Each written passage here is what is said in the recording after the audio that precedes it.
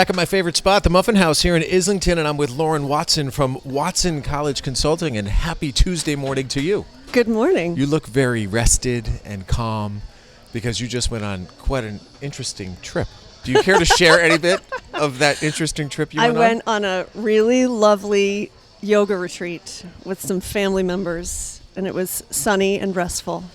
It's sunny here. I don't know if restful qualifies. Did you miss the freezing cold temperatures this past weekend, or were you back? I arrived at Logan right smack in the middle of it. It was something else. And it was really jarring. Particularly where you came from. Right, I can imagine. right. I can imagine. Well, it has been a pleasure to get to know you, and I'm intrigued by what you do and not surprised that it's its own industry. So I want you to walk people through a bit about what you do as a college consultant, and then we'll backtrack a bit about how you got there and what your history was. But on a day-to-day basis, who are you working with and how do you help them? Sure. On a day-to-day basis, I'm mostly working with high school juniors and seniors and their families, and I view myself as a guide or a coach for students and families as they navigate trying to design their lives after high school, mostly in the world of college admission. It takes some knowledge to be able to coach, so you have that knowledge based on your experience. Can you guide us through how you got to where you are now? Because if I understand correctly, I believe you worked in some admissions departments, correct? Yes. So give me a resume. The short version of my resume is that I, for the last 20-something years, have worked in both highly selective college admissions as well as serving as a college counselor in independent high schools. So when I was very young and starting out, I worked in the admissions office at Boston College, which is my alma mater. Go Eagles. Go Eagles. Yeah, baby. Eagle power. Did you watch last night? Did you see what happened to the BC hockey team last night? I did not. I heard about it this morning. Don't watch the clip. I'm it's sad. Devastating. Yeah. To lose in overtime with 1.5 seconds left. It's a sad thing. I may delete this portion of the podcast. Continue. So I was lucky enough to work under some of, I think, the most well-respected thought leaders in college admission at the Boston College undergraduate admission office when I was quite young and starting out. And that's where I learned about the cycle of college admission. I was responsible for visiting sometimes 4 and 5 high schools a day in different parts of the United States to talk to students about the university that I represented. And then I would return back to the office to read, review, evaluate, and make decisions about who was admitted. And it was an incredible education in how that system works. And shortly after that, I transitioned to the West Coast and worked in over the next 20 years, 4 different independent schools on both the West and East Coasts. Most recently, I was in the college office at Buckingham Brennan Nichols School in Cambridge for 6 years. In those experiences, worked with hundreds, if not approaching about 1,000 different families as they walked their kids through the process of applying to college.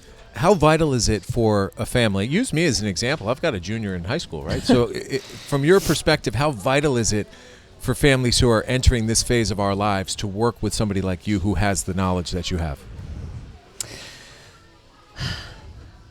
I think if you are able to work with someone who knows the ins and outs of the landscape of college admission right now, it can be a real force for good in terms of protecting your relationship with your child. I am not someone who's going to tell people that they really need to work with someone like me because, frankly, most families in the United States don't get to do that.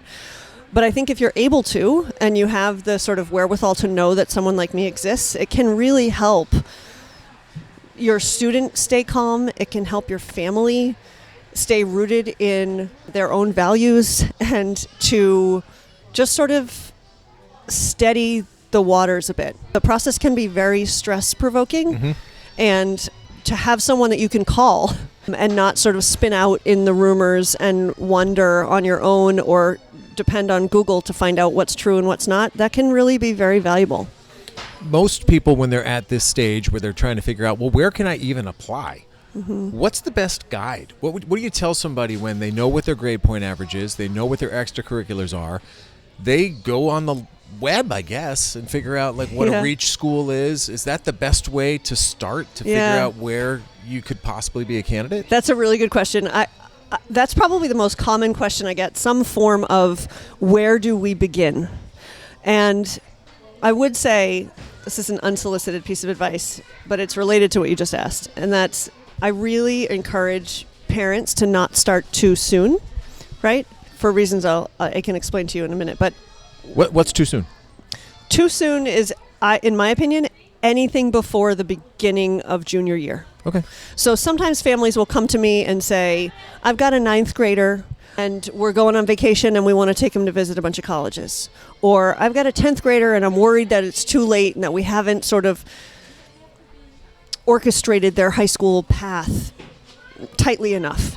I don't believe in those things, right? I really believe that the best way to move through the college process is to lead with authenticity and letting your child evolve in whatever ways they're going to evolve, right? In terms of their interests, their academic strengths, all of those things. But to get to your question about searching for the right colleges, there are a lot of resources that all students have access to, right? Here in Westwood, we're really fortunate. I know Caroline Higgins in the guidance department at Westwood High. She's an outstanding resource for all of our students in town. Go to the guidance office and ask, how do I begin? I guarantee you they've got stuff. I know they have stuff on their website for families to get started. Most high schools in the U.S. now have some sort of online software or platform that they direct families toward. So at Westwood High School, they've got access to software that tracks historical data by class. So you as a junior parent at some point this year will be granted access to data where you can look and see and say, all right, based on the last 5 years, I'm going to look at, represented anonymously, how many students from Westwood High School have applied to Villanova in the last 10 years and what were those outcomes and what were those students' GPAs and scores. That's an incredible resource, right? You can look right at the data and say, okay, how can I use this as a forecasting tool? But you don't want to get into that before your student is ready, right? That can be a relatively paralyzing experience if your child is not yet ready to think about where they want to be, where they want to go. If they're feeling the least bit apprehensive or nervous about their own academic performance, showing them a bunch of data about what has happened to kids before them might not be your best move. So much of the work that I do with juniors is about helping them identify what their high school experience has been like for them. Students in high school these days are not given a lot of opportunities to practice reflection, to think about what they want the next part of their life to look like. And I like to try and provide them that practice, right? So I ask them a lot of questions about what happens if you're faced with a challenge in a course. What do you do? Who do you talk to? Do you ask your friends for help? Do you set up a meeting with the teacher? Do you ask your parents? Do you sort of squirrel away at the library until you figure it out on your own, right? And through those conversations, I'm then able usually to help a student understand how they learn. How do they pursue resources? Can they advocate for themselves? And once we've identified some of those characteristics in a student, then we move on to how do we find some colleges then that might be a good match for you in terms of how you learn, what you're seeking, what kind of community you want. It's more about starting from that conversation than it is about where can I get in maybe. You're very convincing. You should do this for a living. Thanks. Very educational. Is there some message you could deliver to a student immediately that can put them at ease, that they may have a preconceived notion about, like, oh my God, I have to do this. And then when they get to you, you're like, chill. Mm-hmm. What is that? You're not behind. I say that all the time. You are not behind. Take a deep breath. I have a sign in my office that says deep breaths, and I purposely put it right over my shoulder so that while you're talking to me, you have to look at it. I think that these students are under an inhumane amount of pressure. High school students right now, especially in really sort of wonderful communities like ours, where there tends to be an assumption that everyone's going to go to college right away, right? And that most kids do go to college. Aren't we fortunate, right, to live in a place where that is an assumption? But also it creates an incredible amount of pressure on the kids. And I just want to say to all of them, it's okay to take a beat. It's okay to take your time. and try to avoid letting other people's stress be contagious.